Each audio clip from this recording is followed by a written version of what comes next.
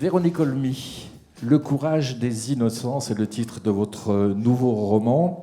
Ben est le personnage central de ce nouveau roman. C'est un jeune activiste altermondialiste. Il a un côté très christique, comme ça. Il va tenter de sauver son demi-frère, Jimmy, qui a été retiré à la garde de son père pour être placé en foyer. Ben va découvrir un monde que peu d'entre nous connaissent, celui des foyers et des familles d'accueil. Ce roman n'est pas tout à fait étranger à son prédécesseur, Le Gosse. Alors, bonjour, je suis très heureuse et un peu émue d'être là, parce que les premières fois où on présente son livre, c'est pas simple, mais c'est formidable, ça commence. Alors, le livre, vous avez raison, il s'inscrit dans la trajectoire du Gosse, en fait, parce que quand j'ai sorti ce livre qui relatait la vie d'un gamin placé à l'assistance publique, j'ai eu tellement de témoignages de personnes qui me disaient j'ai été placée, ou dans ma famille tel ou tel parent a été placé, et c'était toujours des histoires qui racontaient un silence, une chape de plomb, de honte. Et du coup, j'ai été très, très interloquée. À l'époque, je chroniquais dans La Croix et j'avais écrit un article qui s'appelait « Parlez à vos enfants ». En disant, mais il n'y a pas de honte, il n'y a rien à cacher, mais en même temps, je comprends qu'on le fasse. Et j'ai rencontré une juge des enfants qui m'a ouvert les portes du tribunal de Nanterre et de son cabinet où avaient lieu les audiences avec les mineurs. Et j'ai suivi pendant plusieurs mois ces audiences. Et de là est né ce livre qui a une trajectoire qui va au-delà de l'aide sociale à l'enfance, mais voilà la genèse. Ben, votre personnage central, a mis sa générosité au service des causes éclatantes, alors que son frère-fils, j'aime bien cette notion de frère-fils, il y a 13 ans de différence entre les deux, son frère-fils souffrait, et il comprend que son frère représente finalement tous les frères, ceux de la marge, des bas-côtés. Moi, j'ai presque eu l'impression que Ben, il avait une espèce de vocation qui se révélait à ce moment-là. Quand le roman commence, il est tout jeune, il a une vingtaine d'années, et c'est un gars qui est, on pourrait presque dire en ébullition. Alors c'est vrai, vous avez dit, il est christique, il est charismatique, comme il lutte pour la justice, donc forcément il se retrouve régulièrement hors la loi, parce qu'il est obligé de désobéir, et il est...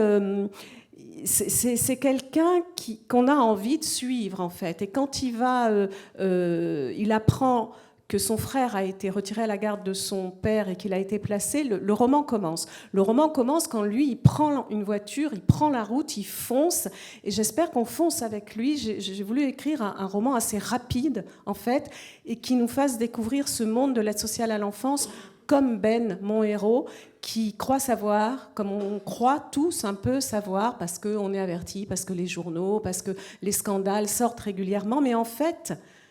Ce à quoi il ne s'attend pas, c'est la complexité humaine, la complexité des sentiments, des deux côtés, de l'institution et des familles et des enfants. Ce à quoi, moi, je me suis retrouvée face à face pendant les audiences. C'est ça qui m'intéressait, et c'est vrai que c'est un choc. Et après, le roman a une ellipse de 10 années. Alors effectivement, on retrouve dans la deuxième partie Ben 10 ans plus tard. Il a créé une association précisément pour venir en aide à ces enfants du manque et de l'infortune lorsqu'ils arrivent à la majorité, parce qu'à ce moment-là, la majorité signifie plus d'aide, plus d'encadrement, et donc, dans la plupart des cas, la rue. J'ai senti une colère chez vous par rapport à cette béance dans le système social français, d'une certaine manière.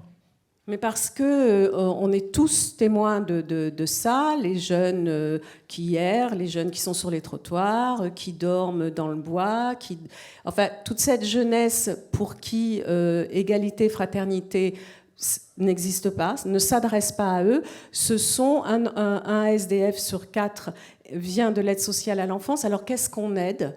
Jusqu'où ? Qu'est-ce qu'on offre ? Qu'est-ce qu'on espère ? Quel avenir il y a ? Puisque ce sont des enfants, des jeunes majeurs, donc c'est forcément l'avenir. Et pourquoi quelle est cette fatalité paresseuse qui fait que finalement c'est les enfants des autres ? Ça, c'est pas les nôtres, puisqu'on est là. Donc, c'est les enfants des autres, ça ne nous concerne pas, alors que ça nous concerne. Et oui, ça me révolte parce que je pense que savoir comme on sait tous, et ne rien faire, c'est presque de la complicité. Et puis un jour, Ben, sur une intuition, un élan, va partir avec une ONG, il va partir pour l'Ukraine, pour Kherson, et il va découvrir l'épouvantable déportation des enfants ukrainiens par les Russes. Et à la fin du roman, il envoie un message dans lequel il dit « Je vous parle d'un pays en guerre, l'Ukraine. Et parce que cette guerre nous concerne tous directement, vous devez savoir cette chose. Pour Poutine, le territoire, c'est l'enfant. » Et c'est vrai qu'en vous lisant, on a froid dans le dos. Moi, je suis pourtant régulièrement l'actualité de l'Ukraine. Et là, je découvre tout un pan de cette guerre dont on ne parle pas assez.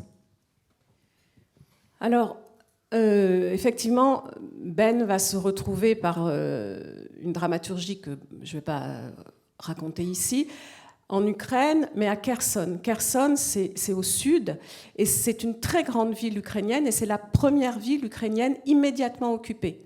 Voilà, la guerre est déclarée par Poutine le 24 février, ils sont immédiatement occupés, donc ça veut dire que c'était préparé à l'avance. On n'arrive pas comme ça, on n'occupe pas les administrations, les postes importants, on ne passe pas le pont qui traverse le Dniepr sans avoir ce qu'on peut appeler des collaborateurs.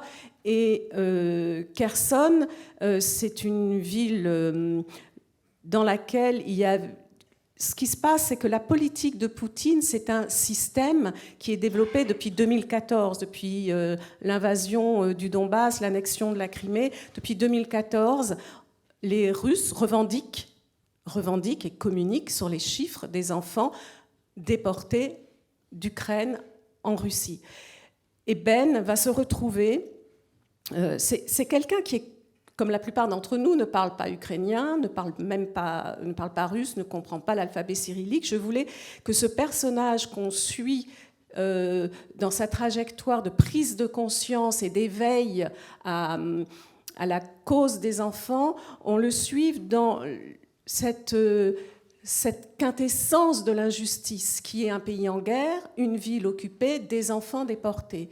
Et il va se retrouver dans un foyer pour enfants, puisque ça a été parmi les premières cibles des soldats et de l'administration russe, les enfants dans les territoires occupés qui sont dans les orphelinats, dans les foyers, dans les camps de filtration quand les parents essayent de fuir et qu'on les sépare, dans les hôpitaux, toutes les situations de fragilité ou les soi-disant colonies de vacances.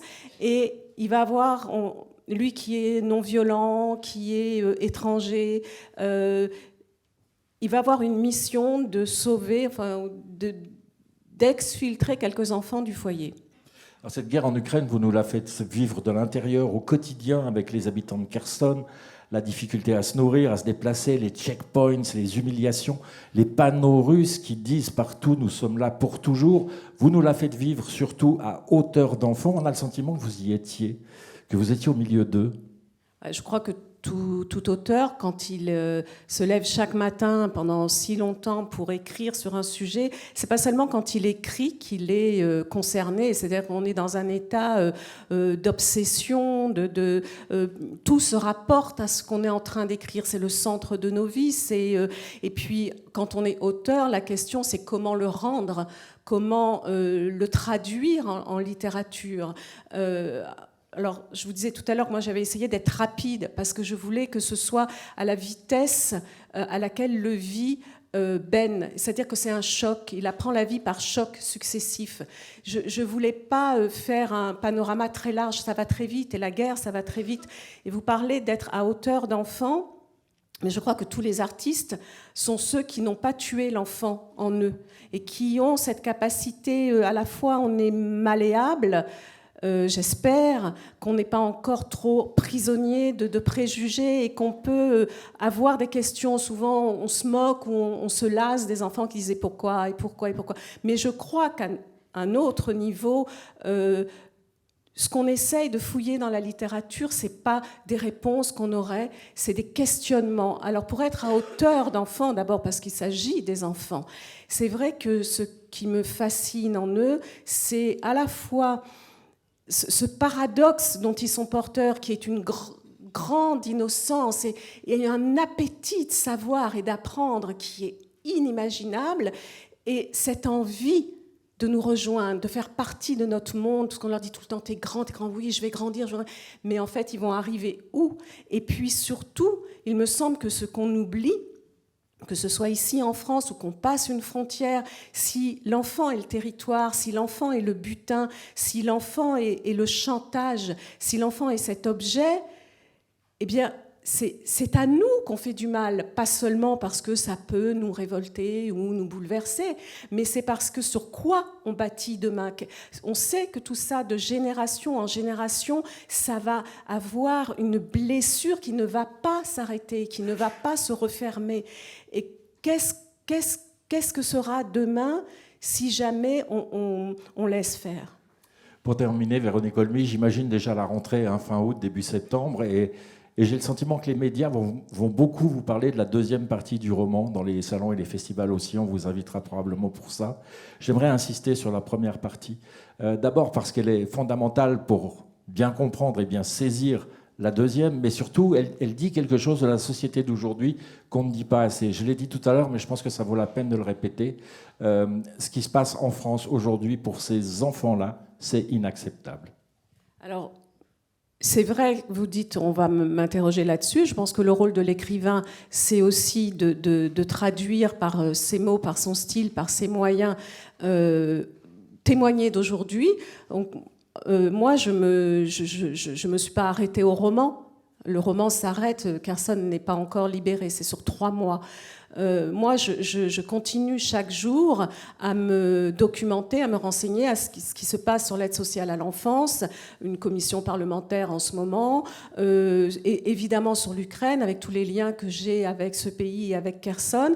Et il y a 2 jours, j'ai appris que les Russes, officiellement, ont annoncé un programme qu'ils appellent Vacances utiles, et ils ont annoncé que 40 000 enfants des territoires occupés seraient envoyés en camp, et je cite, militaires, pédagogiques, patriotiques, culturels.